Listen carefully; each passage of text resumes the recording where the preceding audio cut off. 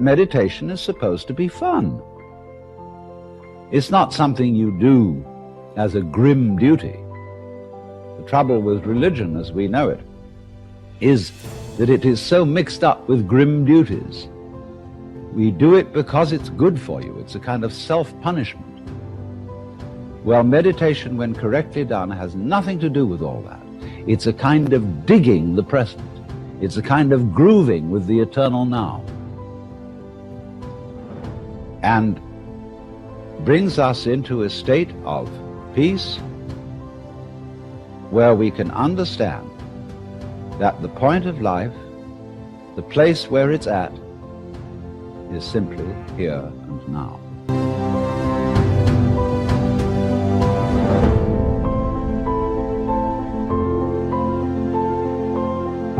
This moment is the creation of the universe. It's starting now.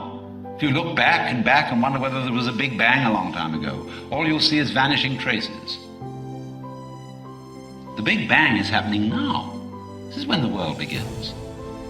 You're doing it. Only you're not doing it by straining. A you deeper than the straining you is doing all this. The same you that is growing your hair and coloring your eyes and making your thumbprints and all that. You don't think about it. You don't strain muscles to do it. But that is what is creating the world. Here it comes. Now. So instead of thinking that the past is the reality which explains everything that happens now, let's look at now.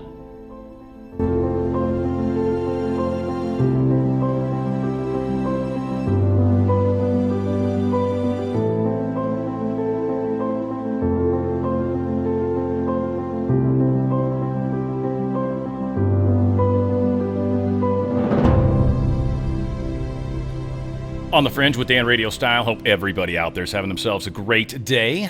We are doing the Law of One series and had major issues last week.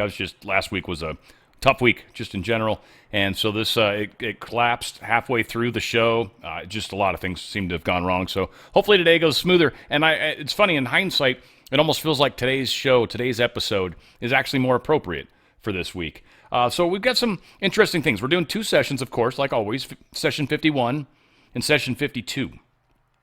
Now, one of the things that's happening right now that I think is germane is this whole 3-eye atlas thing. I gave my opinion of it. I almost feel like I shouldn't have on the show that I put out today. Some of you guys will find it's towards the end. And again, I've got my opinions about this, but I actually realized what's most important is each one of us is going to have our take on what's happening, our take on the experience.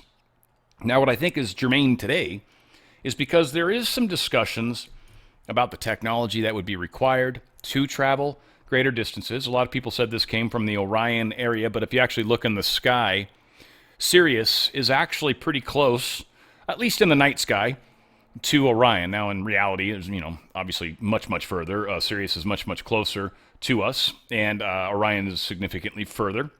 And travel like that is, well, it's discussed in today's show.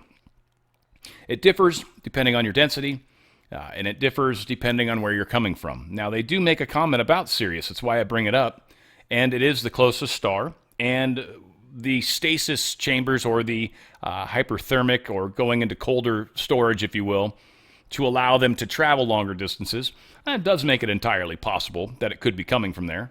But the idea of sending humans from the Orion star system, well, it's unnecessary. And they sort of talk about that today, too. Now, again, what is happening in the solar system right now is very interesting. I will say what's happening, one, with the sun. I talked about this today. We're on our fourth day of a solar storm that has no real reason to exist other than the fact that our magnetic field is weakening on this planet.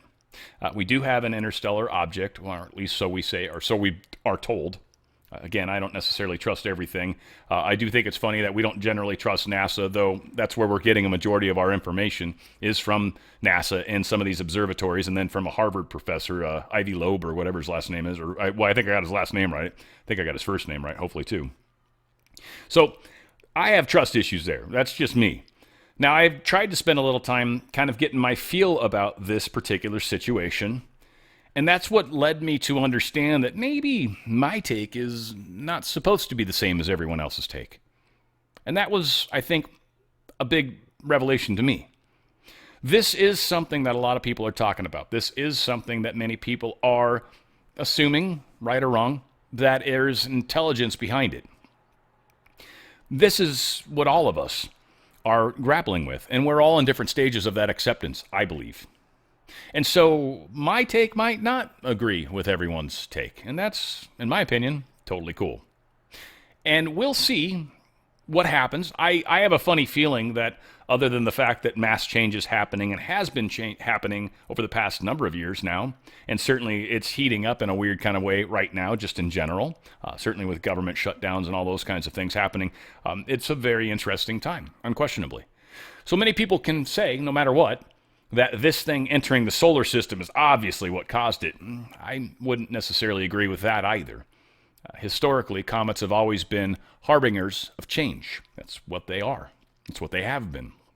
And whether or not Halley's Comet, for example, which really was the first comet I got to see when I was a child, and we went out with the telescope and froze our ass off in the desert, and I got to see that comet. It was pretty cool. And then Hale-Bopp was really the next one I remember. That was the one that had actually three tails technically, but two that were very visible.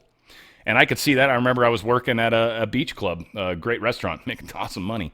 And I was walking up to my car to take a cigarette break, and I saw it in the sky, just right above, right as I was walking up the walkway. It was just right above, and I was just staring at it. I'm like, that's so cool.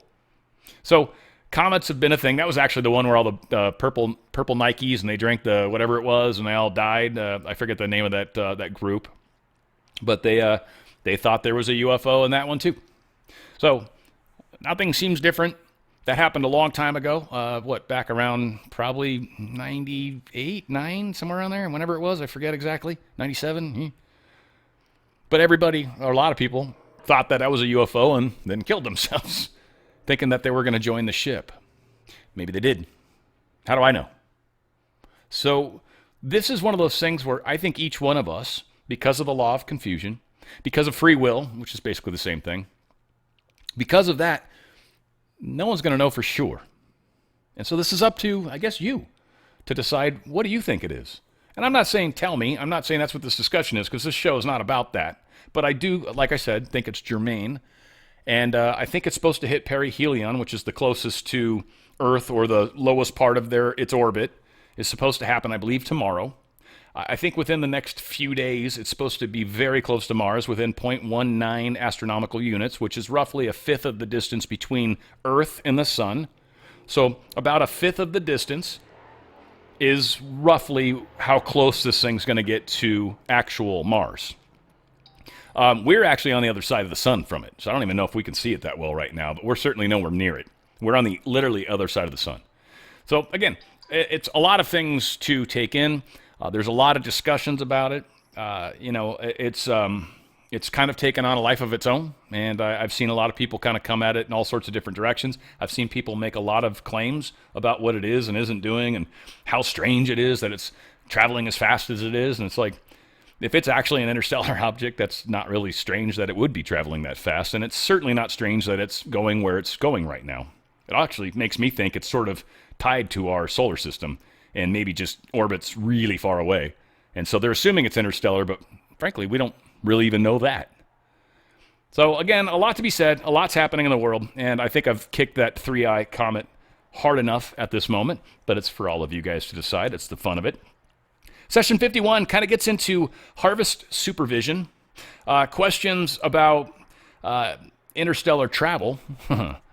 So one of the reasons why I think that's interesting. Also, it talks about some of the vehicles they would use to travel and why. And then blockages energetically, not necessarily tied into 3-eye atlas at all, but kind of can be too. Because perceptions, if you don't have your chakras fully opened up and kind of activated, you're not playing with the full deck. And so to be somebody not playing with the full deck, to be making decisions and declarations about what something might be, well, you're not necessarily, you don't have a full array of information available to you that you might otherwise. Again, it doesn't mean you're wrong or right or anything like that. It just means this is where we're at as individuals in this process. So session 51 is exciting, in my opinion. Session 52 kind of continues in some of these same discussions. So again, in hindsight, I was like, maybe last week just wasn't the right week to do this episode. And again, a lot has happened personally with me in regards to 3i Atlas over the past week. It's just a bunch of stuff has popped up in my purview. A bunch of things have shown itself to me. And so I've kind of oddly got a different place, a different standing, a different understanding, if you will, of this whole concept. So maybe it was, at least from my standpoint, more appropriate to wait a week. All said, this is what happened, and the one thing I always know is whatever actually happens is how it's supposed to be. There are no mistakes, there are no accidents, and you can always choose again. That's the joy of it. But whatever actually manifests is supposed to be. There's no point in second guessing. There is no point in trying to say, oh, it shouldn't have happened. It did. It did happen. Well, that must mean something horrible. If that's what you want to label it. Or it could mean something good. If you don't agree with it, it's a catalyst to help you make different choices. Everything is for a reason. And the second it finally shows up in manifestation, it's now real. It has been presented to you. There's no taking it back. Hindsight's 20/20, and the future hasn't happened yet. It all depends on your choices. Right now is the only place, the only time, the only existence is right now. That's it. The present moment is the only place you can get gifts from Source. It is the present moment.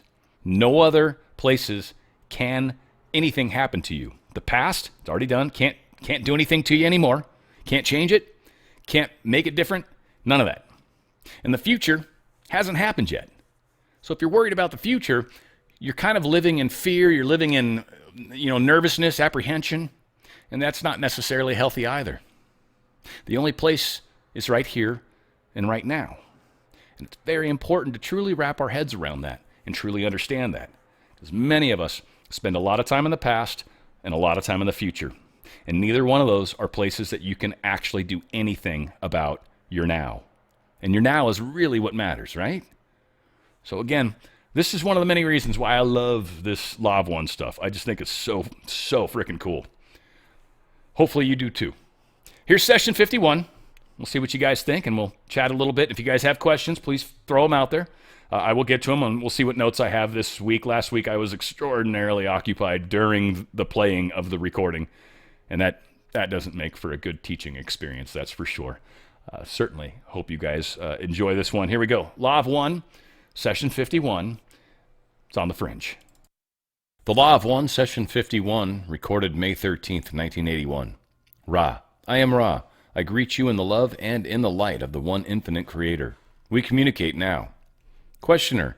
As we begin Book 3 of the Law of One, there are a couple of questions, one of fairly non-transient importance, and one which I consider to be a bit transient that I feel obligated to ask because of communication with others. The first is just clearing up final points about harvest for our friend, Name. And I was wondering if there is supervision over the harvest, and if so, why this supervision is necessary and how it works since an entity's harvestability is the violet ray. Is it necessary for entities to supervise the harvest, or is it automatic? Could you answer this, please? Ra. I am Ra. In time of harvest, there are always harvesters. The fruit is formed as it will be, but there is some supervision necessary to ensure that this bounty is placed as it should be, without the bruise or the blemish. There are those of 3 levels watching over harvest. The first level is planetary, and that which may be called angelic.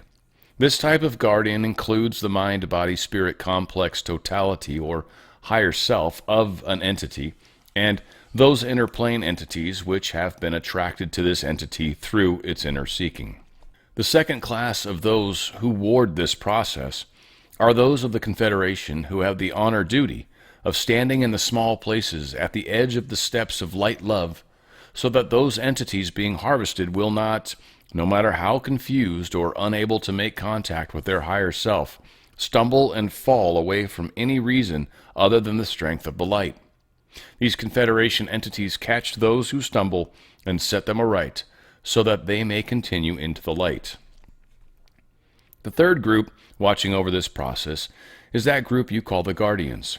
This group is from the octave above our own and serves in this matter as light bringers. These Guardians provide the precise emissions of light love in exquisitely fastidious disseminations of discrimination, so that the precise light love vibration of each entity may be ascertained. Thus, the harvest is automatic, in that those harvested will respond according to that which is unchangeable during harvest. That is the violet ray emanation. However, these helpers are around to ensure a proper harvesting, so that each entity may have the fullest opportunity to express its violet ray selfhood. Questioner: thank you. This next question I feel to be a transient type of question. However, it has been asked of me by one whom I have communicated with, has been intensely involved in the UFO portion of the phenomenon. If you deem it too transient or unimportant, we'll skip it, but I have been asked, how is it possible for the craft of, shall we say, the fourth density to get here, in that it seems that as you approach the velocity of light, mass approaches infinity. We have talked about the increase of spiritual mass, and it was just a question as to how this transition from very distant planets is made in craft. And my question would be, why craft would be necessary at all? This is not an important question. Ra, I am Ra. You have asked several questions. We shall respond in turn. Firstly, we agree that this material is transient. Secondly, those for the most part coming from distant points, as you term them, do not need craft as you know them. The query itself requires understanding which you do not possess. We shall attempt to state what may be stated. Firstly, there are a few third-density entities who have learned how to use craft to travel between star systems while experiencing the limitations you now understand. However, such entities have learned to use hydrogen in a way different from your understanding now. These entities still take quite a long duration of time as you measure it to move about. However, these entities are able to use hypothermia to slow the physical and mental complex processes in order to withstand the duration of flight. Those such are as from Sirius are of this type. There are two other types. One is the type which, coming from fourth, fifth, or sixth density in your own galaxy, has access to a type of energy system which uses the speed of light as a slingshot and thus arrives where it wishes without any perceptible time elapsed in your view. The other type of experience is that of fourth, fifth, and sixth densities of other galaxies, and some within your own galaxy which have learned the necessary disciplines of personality to view the universe as one being and, therefore, are able to proceed from locus to locus by thought alone, materializing the necessary craft, if you will, to enclose the light body of the entity. Questioner: I assume that latter type is the type that we experience with most of our landings from the Orion group. Is this correct? Ra, I am Ra. The Orion group is mixed between the penultimate and the latter groups. Questioner: why is a vehicle necessary for this transition? When you, as Ra, went to Egypt earlier, you used bell-shaped craft, but you did this by thought. Can you tell me why you used a vehicle rather than just materializing the body? Ra, I am Ra. The vehicle or craft is that thought form upon which our concentration may function as motivator. We would not choose to use our mind-body-spirit complex as the focus for such a working. Questioner: thank you. I would like to make a statement. I'm sure I'm somewhat off with this. It's a very difficult question to ask for me because I don't really know what I'm talking about.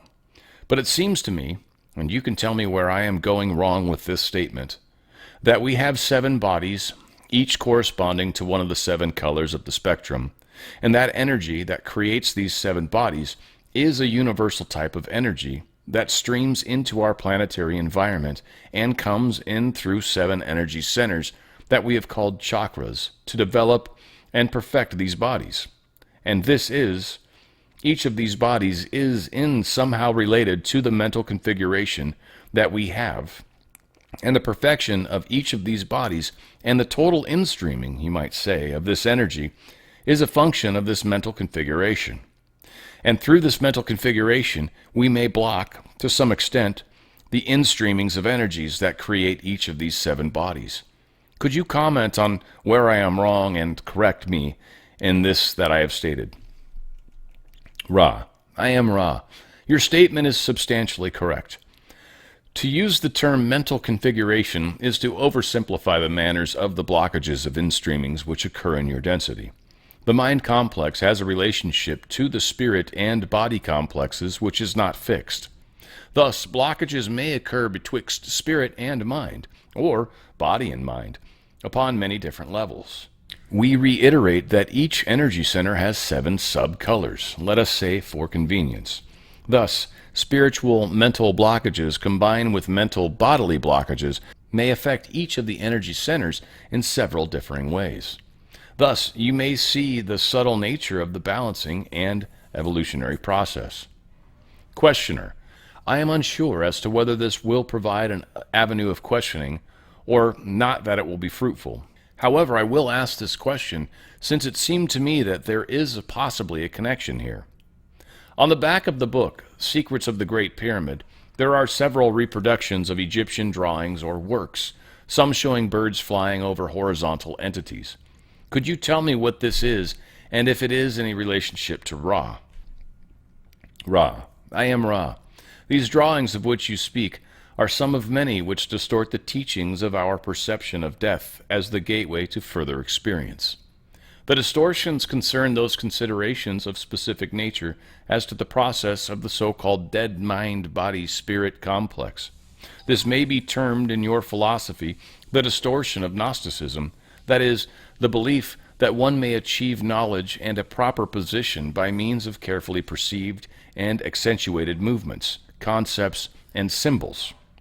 In fact, the process of physical death is, as we have described it before, one in which there is aid available, and the only need at death is the releasing of that entity from its body by those around it, and the praising of the process by those who grieve.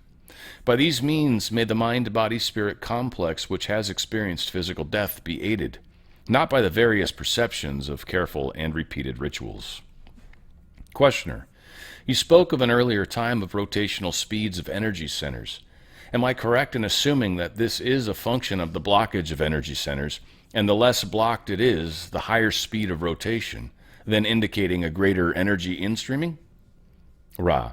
I am Ra. You are partially correct. In the first 3 energy centers, a full unblocking of this energy will create speeds of rotation. As the entity develops the higher energy centers, however, these centers will then begin to express their nature by forming crystal structures. This is the higher or more balanced form of activation of energy centers as the space-time nature of this energy is transmuted to the time-space nature of regularizing and balancing. Questioner. What do you mean by the crystal structures? Ra. I am Ra.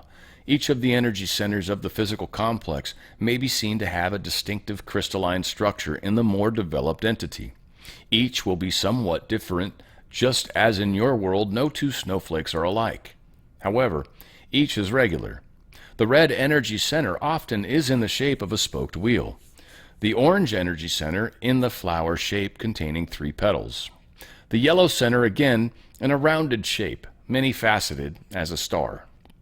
The green energy center, sometimes called the lotus shape, the number of points of crystalline structure dependent upon the strength of this center. The blue energy center, capable of having perhaps 100 facets and capable of great flashing brilliance.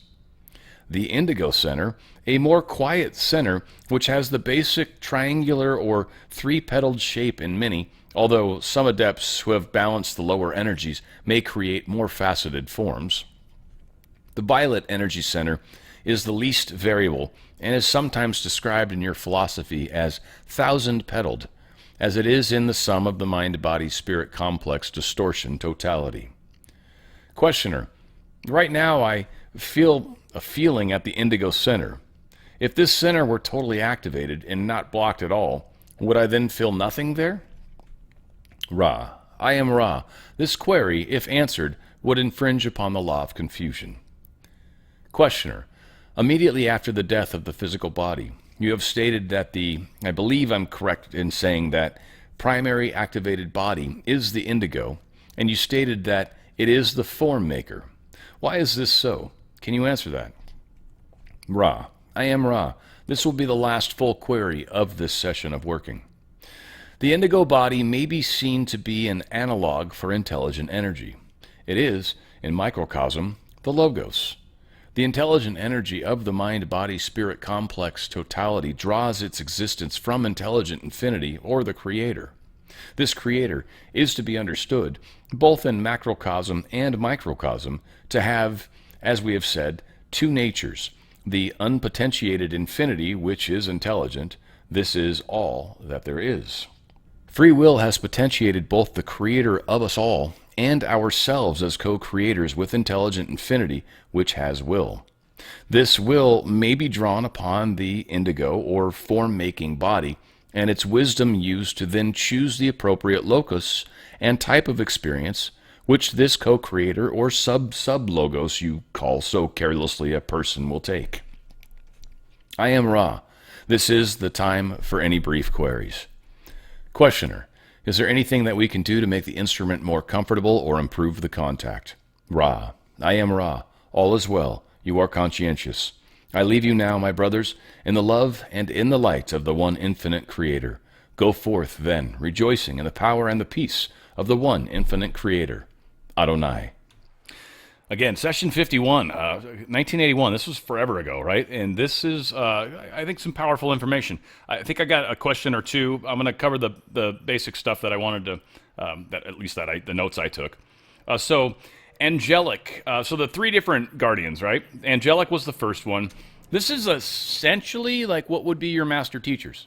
There are angelic beings, there are master teachers, there are these beings that kind of sit in a higher place, a higher density, that work specifically with us as individuals while we're in this incarnated form. And they're essentially trying to help nudge us when nudging's necessary, trying to help give us guidance when we ask questions in our head and we're like, why is it this way? And then suddenly an answer pops into your head and you're like, that was weird, right? It's those moments where we're seeing our angelic guides helping us. The second one they mentioned was the Confederation. This is kind of solar system based, and I know they said galaxy, but you're gonna find out in 52 they meant solar system. Galaxy is a word that Ra has a harder time with, and we have very specific. Galaxy to us is the whole galaxy, right? The Milky Way galaxy, the spiral galaxy, the thing you can see in the sky that's pretty cool. What the solar system is the sun and the however many planets we consider ourselves now. Right, but that's the solar system, but they frequently refer to that as a galaxy. All said, Confederation is watching out for our solar system. They're a safety net.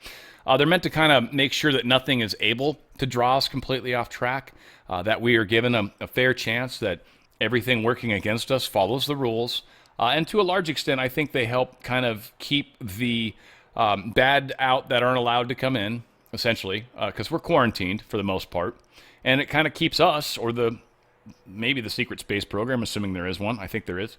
But it keeps us from being able to stray too much further from where our planet is. We have a funny habit of being violent. Humans are a very strange being. Everyone says it's human nature to be violent. That's actually not true. It's evil's nature to be violent. And we unfortunately have a very strong presence of evil on this planet, which has influenced humans. And so it makes humans and animals, actually, a lot more violent than would normally be so. So again, it's not the nature of us as beings. Many of you would never necessarily kill unless you were defending your lives, and then you wouldn't even think about it as preservation of self. It's a natural instinct in everybody. So of course you're going to at that point. But to actually go out of your way to try to drop somebody, that's just not what most of us are wired to do. The final one is the Guardians. These are light bringers, is what they call it. The light love, the people that are helping hold the energy, the people that are helping really guide us from a much higher perspective. And I'm not trying to step on anyone's toes, but really the actual best examples I could give of what that type of guardian is would be Jesus, Yahweh, and things along those lines. There are others that exist out there, but these are probably the two most common, at least within most of my audience. Source is source. Source is like at the highest octave of octaves, right? Like everybody's looking up to source. No matter what octave you're in, there's still apparently an octave above you that's source. I guess until you finally become one with source, and then maybe that's the moment when you come back into God. Again, a lot of us haven't been there, so we don't know exactly. It's total speculation. So it's kind of like death. It's a funny thing. People cross the barrier and they don't really talk to you afterwards, or at least it's hard to know that they're talking to you. They actually do. I mean, I've talked to a lot of dead people, frankly. I feel like that movie, I See Dead People. It's like, yeah, sometimes. So yeah, there we go. That covers the three guardians. Personality types regarding astral travel. So the idea, where was I going with that one in my mind? Oh, plus, astral travel plus. That's right. Personality type, when they talked about the fact that when you're evolved enough spiritually, you understand that you are one with everything. That the universe, although it might seem large, isn't. You are one with every aspect of it. So you're able to travel without a ship. You do what we call essentially astral travel. I'm calling it astral travel plus because astral travel is generally just our bodies traveling to a place. Remote viewing is essentially astral travel. If you remote view the comet, you're sitting astral traveling. There's been a lot of people that have talked about remote viewing, like the base on the moon, for example, is one that's fun. And they actually astral travel to the moon and see what's happening. And in many cases, they've been seen by the people there. The people literally will react to them. And it's because there is this etheric body. They essentially see what could kind of be considered a ghost, but they see it and they're more aware, dimensionally speaking, and so they instantly know what it is, and they can actually pick up on the thoughts and the vibrations, and they can actually interact with the individuals. That is personality-based travel. You don't need a craft.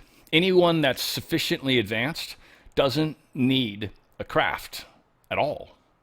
So the concept of Three-Eye Atlas is funny to me, because, like they said, there's really only one group that kind of uses crafts that are local that would maybe do something like this. Otherwise, it's likely a thought form. And if it's a thought form, doesn't mean it's not real per se, though it's not, but it looks as real as it possibly could. And that could explain a lot of the stuff, why so many people are picking up on the fact that it's camouflaged, it's hiding itself from us. Yeah, kind of. They're coming in with a thought form that's acceptable. Ra talked about how they use the bell-shaped craft. They didn't come here physically.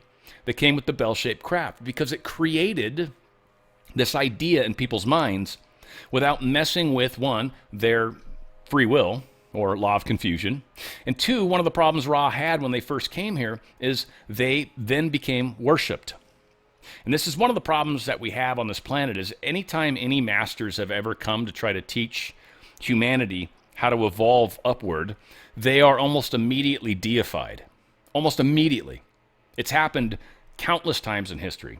Countless different beings have come here to teach mastery or to demonstrate mastery. Again, Jesus is one of the most common ones that most are familiar with.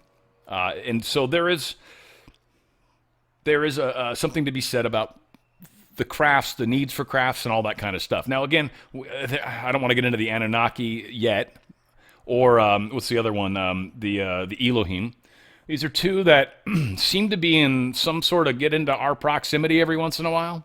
And when they do, strange things happen. This could tie into the harvest, I don't know. But this is definitely something that if you do some studying, you'll find a lot of interesting sources to these people. So again, I've got thoughts on it, but we don't need to spend too much time on it. Spirit and mind blockages versus body and mind blockages. I kind of wanted to cover that because I think it's important. A spirit and mind blockage means your spirit's trying to tell you something, your mind's maybe having issues with it, and it'll create weird imbalances. You'll manifest weird imbalances outside of yourself. Like suddenly everyone's treating you weird, suddenly everyone's looking at you funny, suddenly, I don't know, something weird. That's a blockage. That's a spirit-mind blockage. There's something that you intuitively know that you're not doing. It hasn't manifested itself yet into a physical body issue, but it's manifested itself into your world. Now, the idea of a spirit or a body-mind issue is when the mind doesn't really have a proper grasp and starts to have negative thoughts, negative feelings, negative productions, and it will start to actually affect the body. And that's a form of blockage as well. Because when we impart limitations upon ourselves, if you will, for lack of an easier way to say it, when we impart a limitation on ourselves, we're actually doing harm because there are no limitations. We are limitless. We are profound beings that never give ourselves the true credit we deserve. And that's one of the things. We live in an artificial prison. You know, a lot of times people talk about you can put up an electric fence with a dog, right? Or a sheep or whatever. I forget the example, goat or something. No, it was a turkey, I think it was. Anyway, that you put up an electric fence and it'll hit it once and then it'll never cross that spot. And you can then remove the fence and it won't pass that spot because it's already got it perceived in its mind that damage will happen. So we can limit ourselves tremendously when in reality we're free beings. And many of us trap ourselves, and it's interesting how it happens. Teachings of death were distorted. That was one of the things they were talking about with the different creatures flying, like the owl, or I forget what the being actually was. But Ra tried to teach about death. It was distorted. Everything historically about our magnificence, everything has been distorted. Partially for a reason.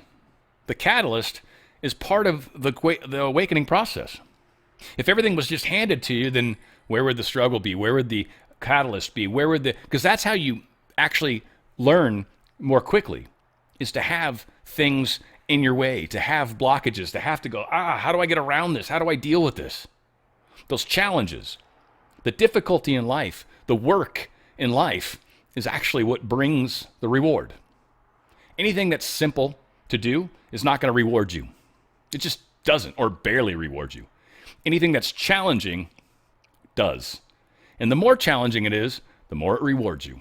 And that can be pain. That means relationship breakups. They hurt. They're the worst things you'll go through, but you'll learn things that you can't any other way. So that's just one example. Crystalline structures of chakras. I just thought that was pretty cool. Everything's crystal, folks. Everything. No, everything's energy first. But crystals are how energy really can be manipulated. So there are proper crystals to deal with the chakras. Again, I'm not a crystal expert. I've had friends that were crystal experts. They know everything about them. I've got a bunch, and I know some of them. For me, it's more feel. I'll walk up to my crystals, and I'll be like, this is what I think, and then this, and okay. And then I'll go and do my thing. I don't know. I don't. And for me, sometimes I feel like that's more of a hindrance. Like, you know, it's like, well, you're dealing with talking or something, so you should use orange calcite. Or whatever, I don't know. Like, again, I don't know all of them, but I've got a nice piece of quartz. It's actually right here. Right here. I got a nice. I love this piece. I use this. This is a very special piece to me, and this is like I use this a lot. And, it just feels good right now. This is an amazing piece, and I've got actually another piece over there. I forget what that one's called. It's the one that's a meteor. It's amazing stuff. So again, you find your crystals the way you need to. You find the ones that feel right to you. Whenever I've gone crystal shopping, I do it by touch. That's how you do it. That's how you crystal shop. Somebody can't tell you, and you should never have somebody buy it for you. And honestly, you shouldn't really ever buy one remotely. You should literally go and experience the crystals. I'm not as fond of polished crystals, but they work. So again, do what you want. But the rough ones are nice because they've got their own facets, and in some cases you can actually see like memory parts in them. There's just some beautiful things that happen in natural crystals. They were anyways living, and there's a lot of information recorded in them. All right, so that's it for that. Let's get into. Holy crap! There's a bunch of questions. Jesus. All right. Patriot Daryl, is it possible we are dealing with people experiencing a different reality than us, and that's why our differences with them are so pronounced? Yes, that's exactly what's happening. We're all in different phases of this reality and our understanding of it, and that's why it is extremely difficult, because some people insist something's a certain way, and you know it's not, but you can't change their mind, can you? Same thing with people waking up from the crazy that's going on in the world. You can't force anyone to wake up. You can't force anyone outside of the spot that they're in unless they finally have enough catalyst to help nudge them out. And usually that's your master teacher and stuff like that. That's working with you as an individual to try to help with that. And yeah, some of us being a noise or a constant reminder can very much make a difference. When they finally start to snap out of it, they'll think of you. And so it does play a part, but you are not the one that wakes another individual. That's them. They wake upon their own time. Pet 1985 question. So there are other third density beings that are not from Earth. So are third density all over the universe? Yes. This is not the only place where there's life. I don't know if that's going to be hard for some people, but no, there's life all over. We actually have life on other planets in the solar system that's higher than 3D, third density. But there is third density life elsewhere in the universe. Tattoo Tammy question. So is it really like the Guardians of the Galaxy? All different types of beings interacting and traveling to each other's planets, and we're about to join them? Yeah, pretty much. Star Trek Future to a degree, but yeah, Guardians of the Galaxy is a little more of a Wild Wild West kind of look upon it, but most of the universe is very structured. There's a lot of trade. There's a lot of very interesting things, and humans are actually considered a very unique beings. We are one of the only places, if not the only place, where we have had this very extensive evil and light coexisting. Most of the time, planets don't really do that so much. So there's a very weird thing that's kind of going on here that's phenomenal. And we are transitioning out of that and doing it consciously, which is what's also unique. That's never been done before either. So there's a lot of eyes on Earth right now, and we are, well, a lot of us wanderers came into play to help with this process. So yeah, that is a big part of what we're doing. Let's see. Tattoo Tammy again. So is this really... Oh, wait. No, sorry. That's the one I think I just answered. Question. Do we use the... Patriot Daryl. Do we use the chakra system between lives, or are chakras only needed when we occupy a physical body? No, I don't believe we use them as much outside, because the chakras are kind of tied to the individual bodies, and we tend to go to that violet body when we pass away and go to the other side. The chakras are more of an energetic system to help unite all of the bodies within the one physical experience. I believe it's more of a physical thing, the chakras. It's kind of my take at the moment. If for some reason that changes, I'll let you know. We'll give it a little thought. Maggie asks, do you believe that there is more to our world than we are able to see? There's a depth to that question. I'm going to answer it simply yes. And I'm going to leave it at that, because law of confusion, you guys can believe whatever you like. Maggie also, I seem to go in all directions in dreams. Question, do you believe our dreams are for a purpose or just thoughts in our head? Both. Absolutely. Think 2000. Question, with the increased popularity in spiritual content, do you think older materials on the subject are more genuine because there wasn't an incentive for clicks before modern media? Yeah, I do. One of the things that I found that's been interesting that I guess I didn't see coming, but I don't know. I didn't really. Yeah, I don't know. I didn't need to, I guess. But there are so many people right now that are extraordinarily quick to just jump both feet first into something, and they get into the water and they're like, oh, this feels good, this feels great, this has got to be it. And then there's some of us that have dipped our feet or even swam in multiple ponds, and we realize there's some consistencies, there's some inconsistencies, there's more to it than meets the eye.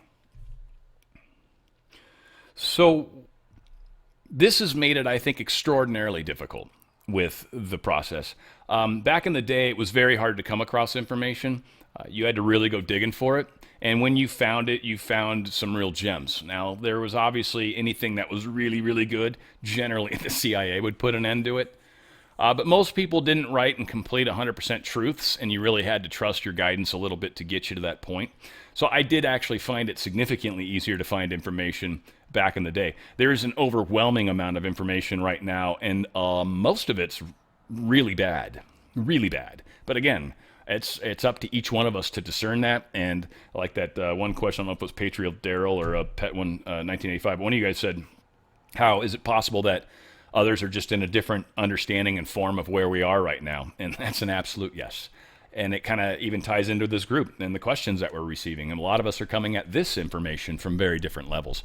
It makes it, one, really hard to teach. I had one of you out there, and I don't want to call your name out, but it was really sweet and awesome, and asked me if I'd, kind of be more of a teacher, that I've talked about that.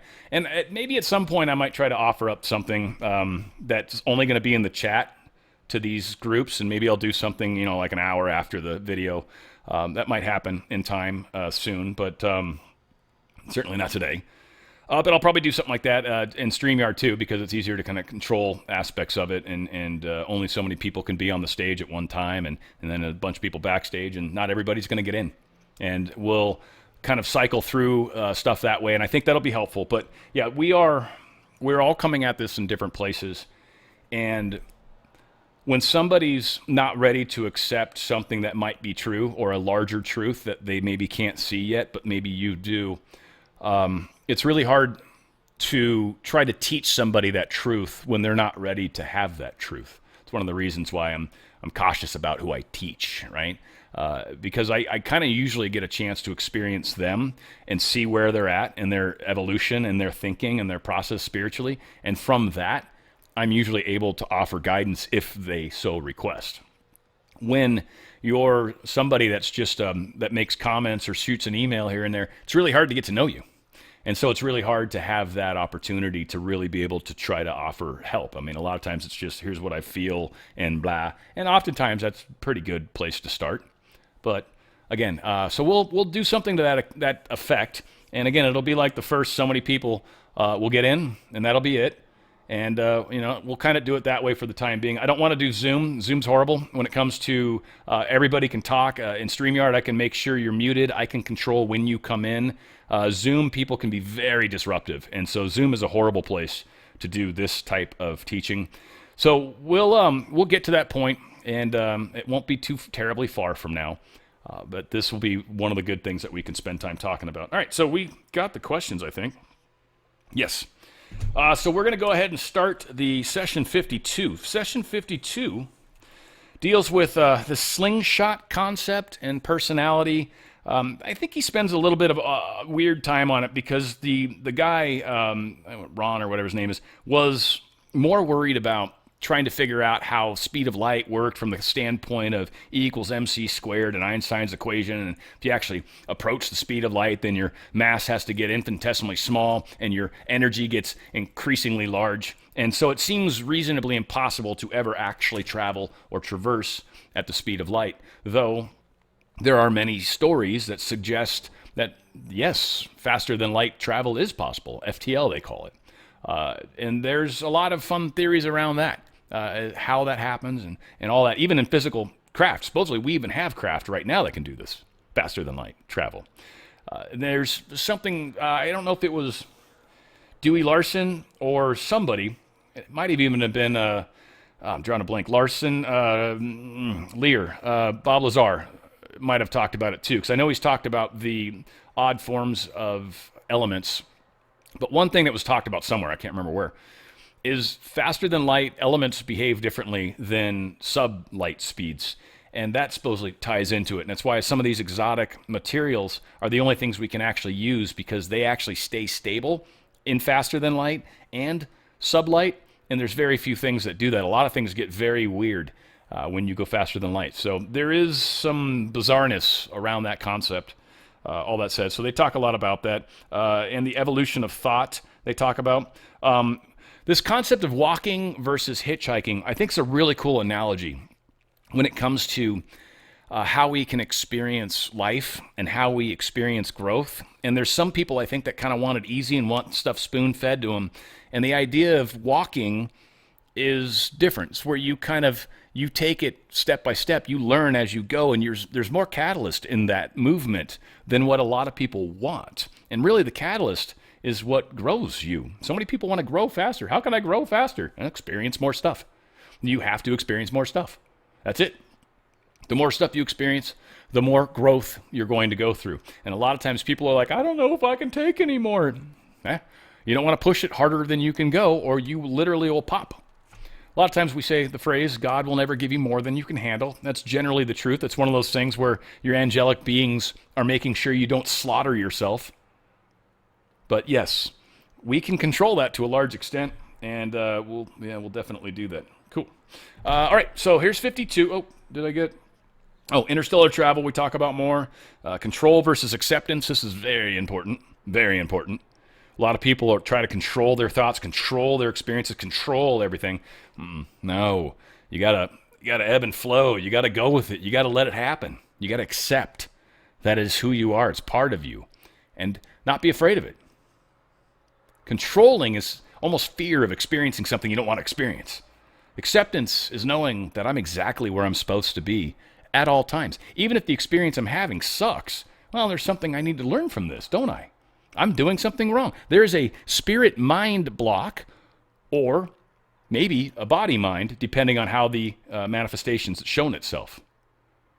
So we've got to keep these things in mind, and acceptance is truly extraordinarily important. And finally, why wanderers are here now. Yeah, we cover a lot in 52. This one's a lot of fun. Here's Law of One, Session 52, on the Fringe. The Law of One, Session 52, recorded May 19th, 1981. Ra, I am Ra. I greet you in the love and in the light of the one infinite creator. We communicate now.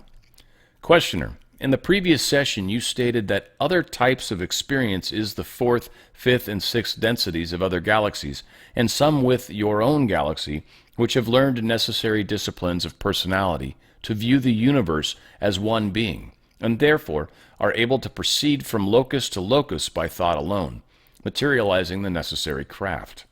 I would like to ask you, when you say that fourth, fifth, and sixth density of other galaxies, and some within your own galaxy, are you stating here that more of the entities in other galaxies have developed the abilities of personality than have in this galaxy for this type of, shall I say, travel?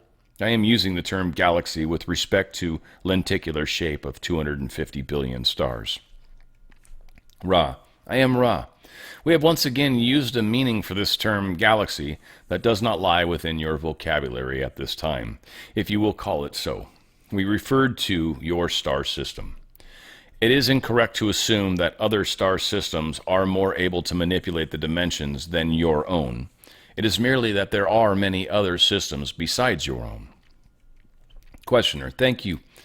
I think that possibly I am on an important point here, because it seems to me that the great work in evolution is the discipline of personality, and it seems that we have two types of moving around the universe, one stemming from disciplines of personality, and the other stemming from what you call the slingshot effect.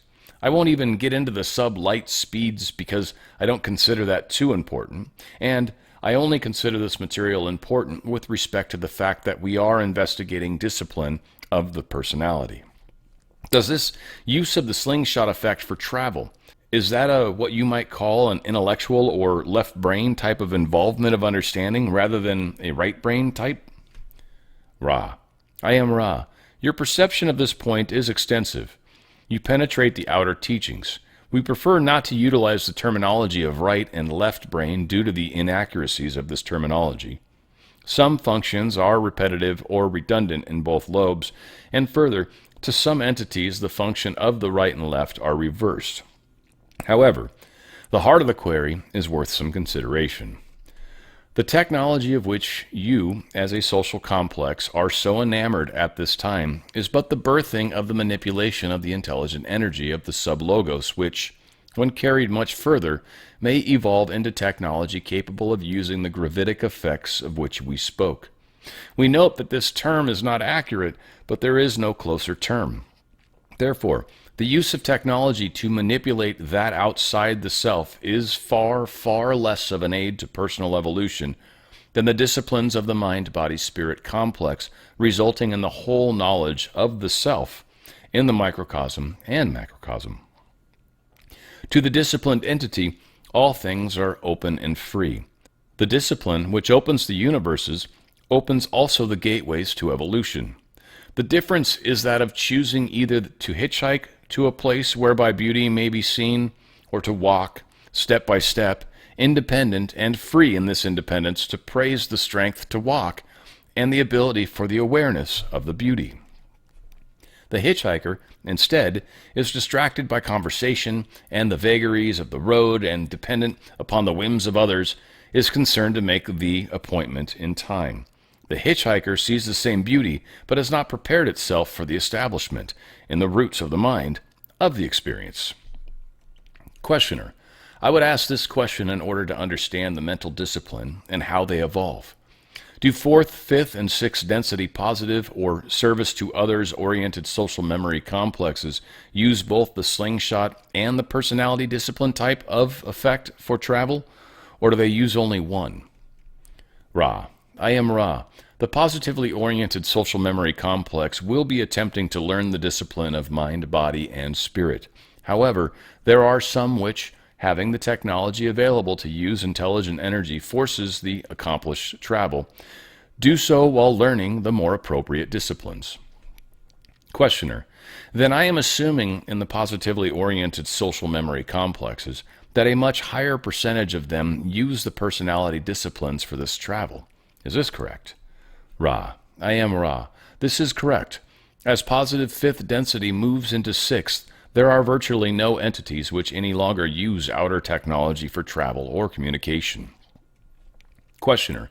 Could you give me the same information on the negatively oriented social memory complexes as to the ratios, how they use the slingshot or other effect personality disciplines? Ra. I am Ra. The fourth density negative uses the slingshot gravitic light effect, perhaps 80% of its membership being unable to master the disciplines of necessary for alternate methods of travel. In fifth density negative, approximately 50% at some point gain the necessary discipline to use thought to accomplish travel. As the sixth density approaches, the negative orientation is thrown into confusion and little travel is attempted. What travel is done is perhaps 73% of light thought. Questioner. Is there any difference then at, say, close to the end of fifth density in the disciplines of personality required for this travel between positive and negative orientation, higher fifth density? Ra. I am Ra. There are patent differences between the polarities, but no difference whatsoever in the completion of the knowledge of the self necessary to accomplish this discipline. Questioner. Am I correct then in assuming that discipline of the personality, knowledge of self, and control, shall I say, in strengthening of the will, would be what any fifth density entity would see as those things of importance? Ra. I am Ra. In actuality, these things are of importance in third through early seventh densities. The only correction and nuance that we would make is your use of the word control. It is paramount that it be understood that it is not desirable or helpful to the growth of an understanding, may we say, of an entity by itself to control thought processes or impulses, except where they may result in action not consonant with the law of one. Control may be seen to be a shortcut to discipline, peace, and illumination. However, this very control potentiates and necessitates the further incarnative experience in order to balance this control or repression of that self which is perfect. Instead, we appreciate and recommend the use of your second verb in regards to the use of the will, acceptance of self, forgiveness of self, and the direction of the will. This is the path towards the disciplined personality. Your faculty of will is that which is powerful within you as a co-creator. You cannot ascribe to this faculty too much importance. Thus, it must be carefully used and directed in service to others for those upon the positively oriented path. There is great danger in the use of the will as the personality becomes stronger, for it may be used even subconsciously in ways reducing the polarity of the entity. Questioner.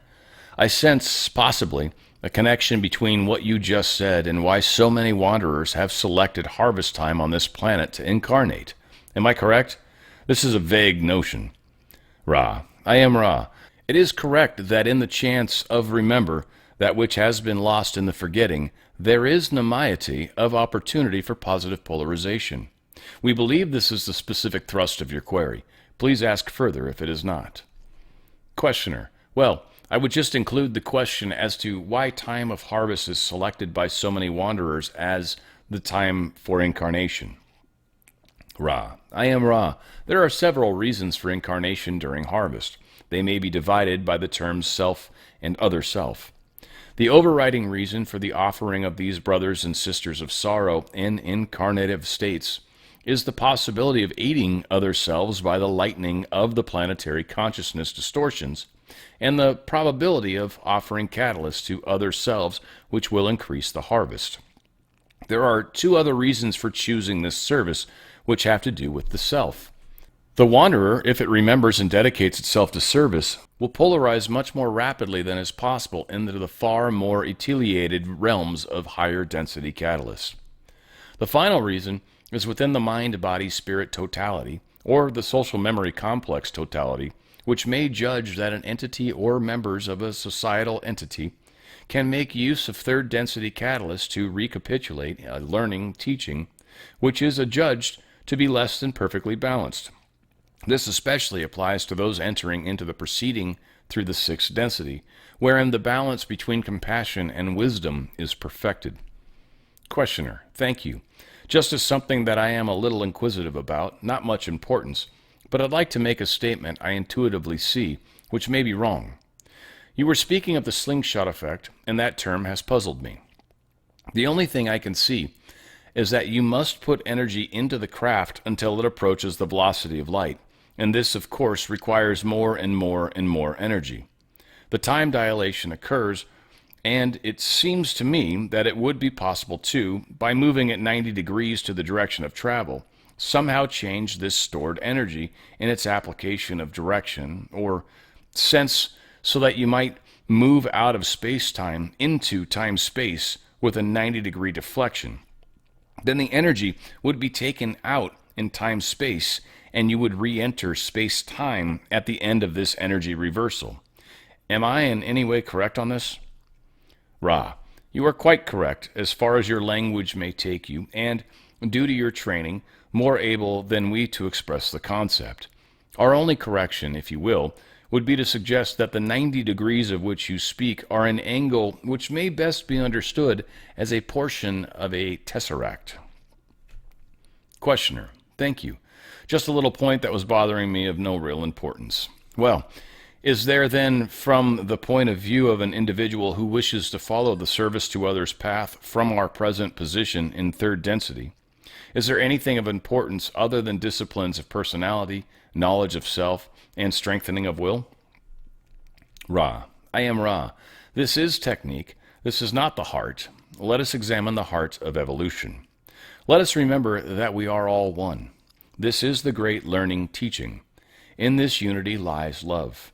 This is a great learned teaching. In this unity lies light. This is the fundamental teaching of all planes of existence and materialization.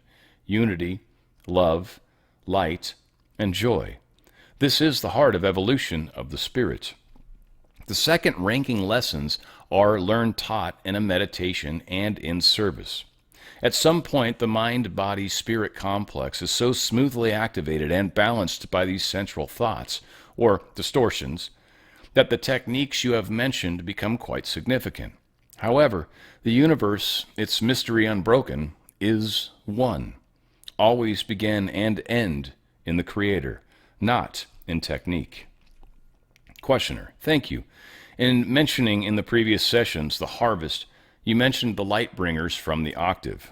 Am I to understand that those who provide the light for the gradation of graduation are of an octave above the one we experience? Could you tell me more about these light bringers, who they are, etc.? Ra, I am Ra. This will be the last full query of this working. This octave density of which we have spoken is both omega and alpha. The spiritual mass of the infinite universes becoming one central sun or creator once again. Then is born a new universe, a new infinity, a new logos which incorporates all that the Creator has experienced of itself. In this new octave, there are also those who wander. We know very little across the boundary of octave, except that these beings come to aid our octave in its logos completion. Is there any brief query which you have at this time? Questioner, only, is there anything that we can do to make the instrument more comfortable or to improve the contact? Ra, I am Ra. This instrument has some distortions in the area of the lungs which has been well compensated for by the position of the physical complex. All is well. We leave you, my friends, in the love and in the light of the one infinite Creator. Go forth, therefore, rejoicing in the power and in the peace of the one infinite Creator. Adonai. Yeah, deep stuff, 52, fun, loving it. So I got a couple notes, and then I think got a couple questions. We'll see if a couple more questions pop in before we get through this. But spiritual evolution bringing tech. So this is a neat little point, because where we are on this planet versus where normal civilizations end up are kind of two different places. Normal civilizations evolve spiritually, and from that evolution then create technology. So their spiritual height equals their evolution of technology, or the technology height. They're essentially mature enough to deal with the technology they have. Here, we are opposite. We have technology that far surpasses our spiritual abilities. Far surpasses. We are dangerous as hell. This is extraordinarily dangerous, in fact. The concept of a nuclear weapon is absurd. Nuclear power is beautiful. The concept of nuclear, what we learned from it, beautiful. We've been able to actually make all sorts of crazy technologies work. But then, of course, we weaponize it. Also, this is what happens with everything we do on this planet, because we are not spiritually evolved enough to deal with this. Now, some of that could be not controlled, but some of that would be minimized if enough of us had a high enough vibration. It would dumb down their abilities by huge amounts. The other side of the problem, as I've said before, there's this negative, evil kind of component that exists here. They're the ones that like to blow everyone up and kill everybody. That's what they think about. They're constantly at war in their own minds. They're just very out of balance. So this is kind of a neat point. They also talk about will. And they do mention, first off, I just want to say, will is what you put your attention towards. When you will something to happen, or I will do this, you're putting attention towards it and then planning an action to go with that. Will is kind of everything, to a degree. It's really the manifesting power of yourself. Emotion gets tied into will, like all these things, your thought, your words, your deeds, and emotion is really what kind of makes up that will. And your desire to do something based off of that will is what makes it happen.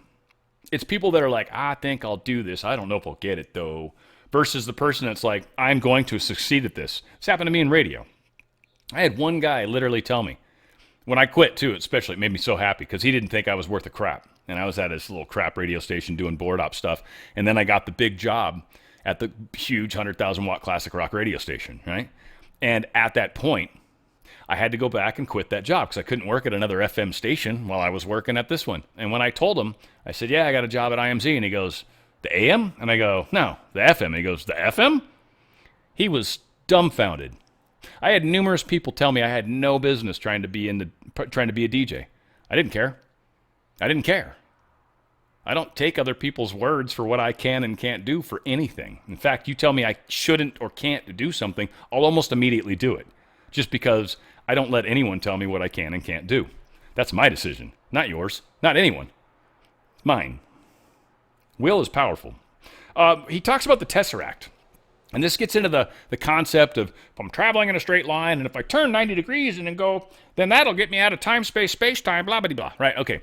And they said, maybe I would liken it to something similar to a Tesseract. Now, a lot of us, I think of that Tesseract from, which one of the Marvel movies? One of those Marvel movies, the guy had the Tesseract, right? Now, what I think they're actually referring to more in this case, because there is actually a Tesseract, but they're kind of, I think, referring more to the concept of a hypercube. That's my understanding of it. That's the way I feel they're talking about. And when it comes to faster than light travel, definitely what we're talking about. And so what the hypercube concept works towards is, I don't know if I'm going to take you guys to a small little bit of math, all right? So many of you, I'm going to start basic.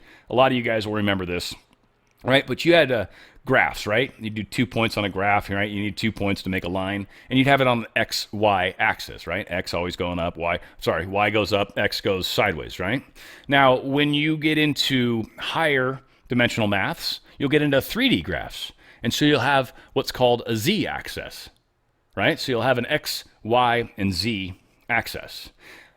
when you add a fourth density, or a fourth dimension, I should say, a fourth spatial dimension, there's a lot of people that incorrectly say that fourth dimension is time. That's not true. Fourth dimension is a spatial dimension. It's literally another direction outside of XYZ, right? Think of a corner of your any wall, right? Think of a corner, right? And what's going up, that's your Z-axis, and then on the bottom floor is the X and Y. I'm sorry, Z and X is on the bottom and Y is going up. Apologize, it's been a long time since I've done this.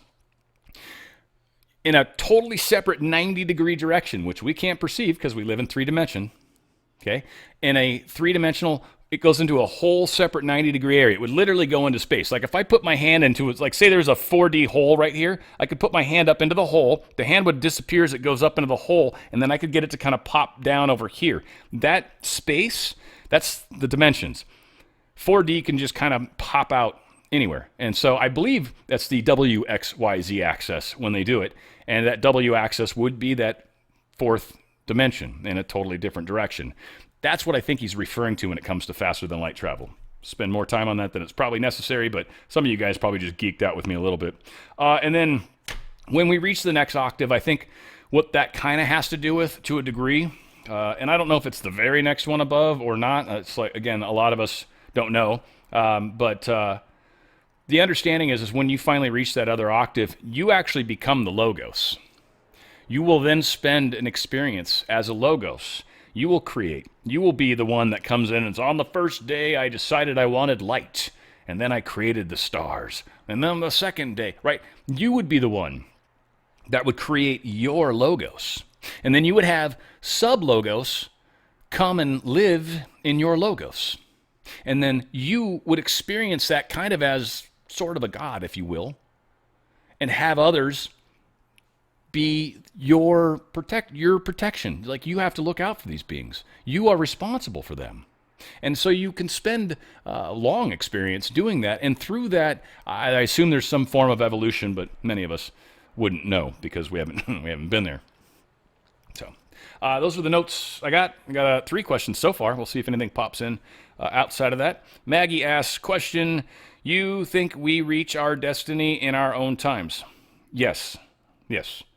Every one of it. And again, if you don't harvest, it's cool. You can do the cycle again. There's no wrong way to eat a Tootsie Roll Pop. You know what I mean? Like it's cool. You can lick it until you finally get down to the Tootsie Roll, or you can do like the owl did and lick 3 times and take a bite. However you want to do it. But it is, each of us is working at our own speed, our own pace, and our own set of circumstances, our own set of questions, and all that stuff. So yeah, it's very, very astute question. I like that, Maggie.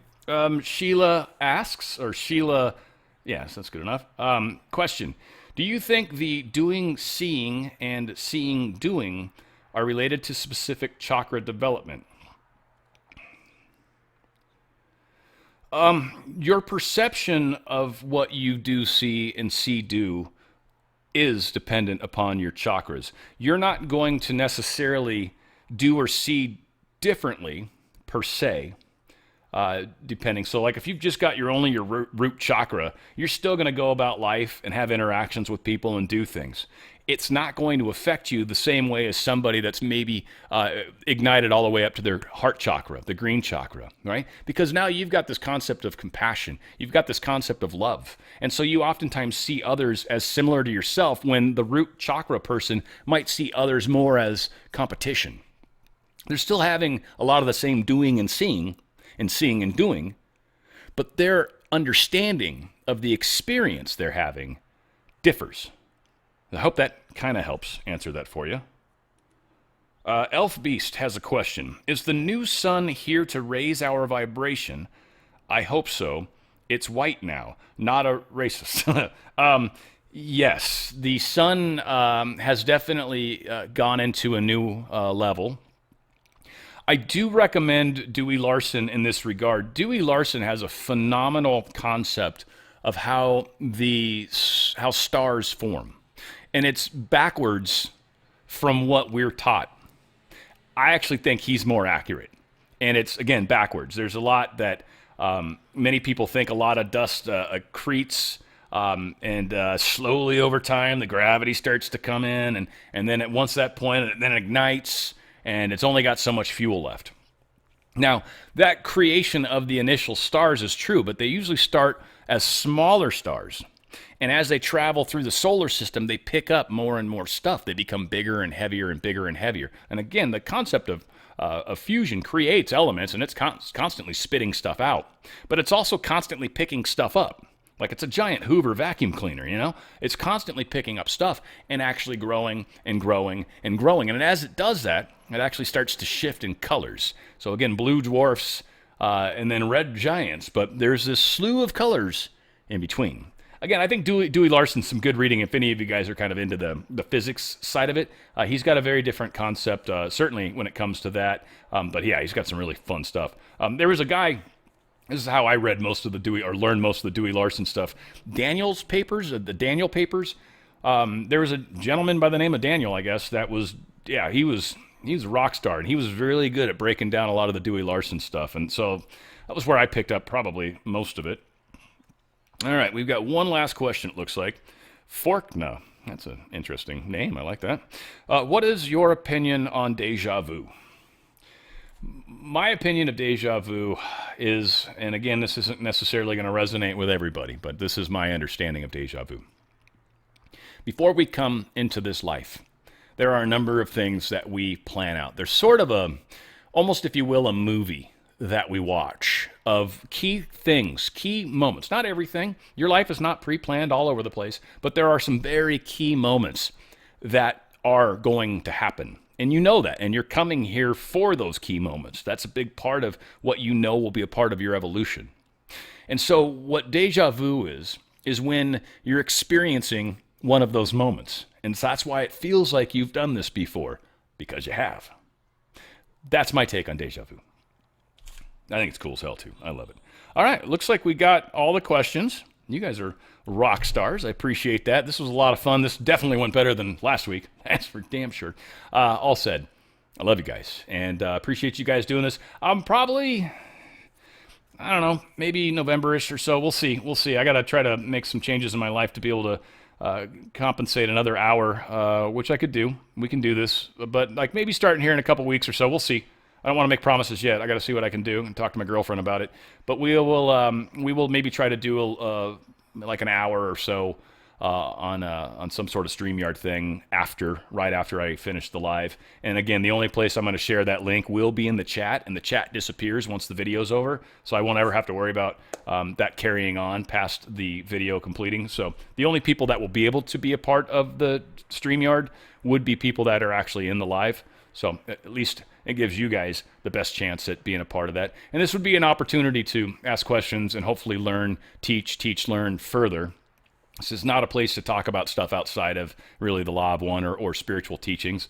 It wouldn't be a place where I'd want to talk about politics or anything like that. That's not what it's about. It's not a social time. It's a let's do some teaching and let's have some fun that way. So we'll get that ball rolling, and I'll let you guys know in the not too distant future. All of that said, yes, Law of One. It is time to move on. And the very next session, 53, we'll be doing next week, and we're all back into normal schedule, and everything should be groovy heading forward. We got a lot going on in the world right now, and really having you guys on board and understanding and conscious of what you're doing and why you're here, it's going to make this much, much more successful, and it's going to help all of us help others much better. And I think that's the point where most of us, especially the wanderers, are actually here. I love you guys. We'll go in the light and love, and we will close out. It is on the Fringe, another fun Law of One session. Of course, it's right here on the Fringe.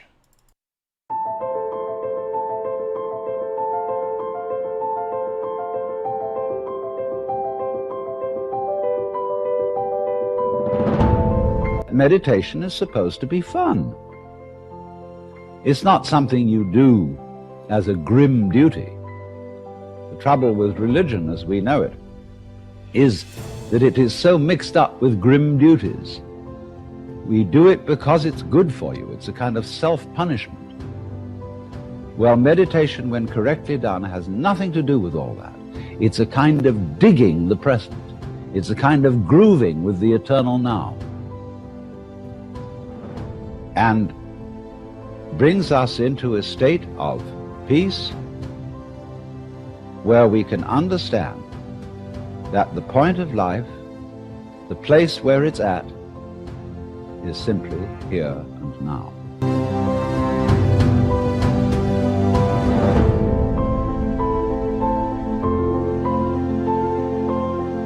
This moment is the creation of the universe. It's starting now.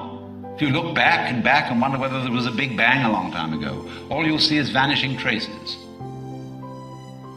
The big bang is happening now. This is when the world begins. You're doing it. Only you're not doing it by straining. A you deeper than the straining you is doing all this. The same you that is growing your hair and coloring your eyes and making your thumbprints and all that. You don't think about it. You don't strain muscles to do it. But that is what is creating the world. Here it comes. Now. So instead of thinking that the past is the reality which explains everything that happens now, let's look at now.